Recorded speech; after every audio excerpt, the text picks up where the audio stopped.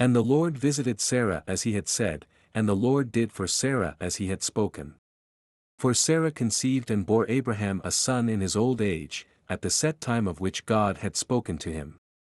And Abraham called the name of his son who was born to him whom Sarah bore to him Isaac. Then Abraham circumcised his son Isaac when he was 8 days old, as God had commanded him.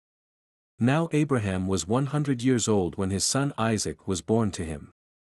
And Sarah said, God has made me laugh, and all who hear will laugh with me. She also said, Who would have said to Abraham that Sarah would nurse children? For I have borne him a son in his old age. So the child grew and was weaned. And Abraham made a great feast on the same day that Isaac was weaned. And Sarah saw the son of Hagar the Egyptian, whom she had borne to Abraham, scoffing. Therefore she said to Abraham, Cast out this bondwoman and her son, for the son of this bondwoman shall not be heir with my son, namely with Isaac. And the matter was very displeasing in Abraham's sight because of his son. But God said to Abraham, Do not let it be displeasing in your sight because of the lad or because of your bondwoman. Whatever Sarah has said to you, listen to her voice, for in Isaac your seed shall be called. Yet I will also make a nation of the son of the bondwoman, because he is your seed.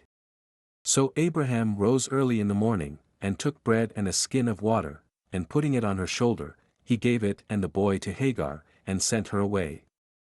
Then she departed and wandered in the wilderness of Beersheba. And the water in the skin was used up, and she placed the boy under one of the shrubs. Then she went and sat down across from him at a distance of about a bowshot, for she said to herself, Let me not see the death of the boy. So she sat opposite him, and lifted her voice and wept. And God heard the voice of the lad. Then the angel of God called to Hagar out of heaven, and said to her, What ails you, Hagar? Fear not, for God has heard the voice of the lad where he is. Arise, lift up the lad and hold him with your hand, for I will make him a great nation. Then God opened her eyes, and she saw a well of water. And she went and filled the skin with water, and gave the lad a drink. So God was with the lad, and he grew and dwelt in the wilderness, and became an archer. He dwelt in the wilderness of Paran, and his mother took a wife for him from the land of Egypt. And it came to pass at that time that Abimelech and Phicol, the commander of his army, spoke to Abraham, saying, God is with you in all that you do. Now therefore, swear to me by God that you will not deal falsely with me, with my offspring, or with my posterity, but that according to the kindness that I have done to you, you will do to me and to the land in which you have dwelt.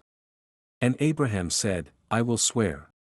Then Abraham rebuked Abimelech because of a well of water which Abimelech's servants had seized.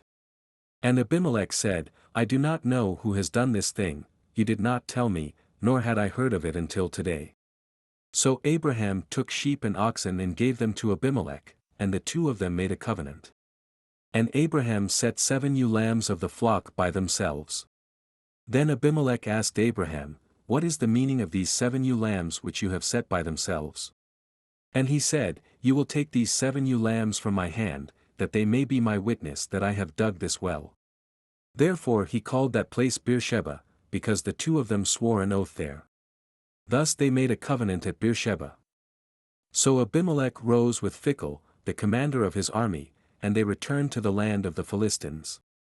Then Abraham planted a tamarisk tree in Beersheba, and there called on the name of the Lord, the everlasting God. And Abraham stayed in the land of the Philistines many days.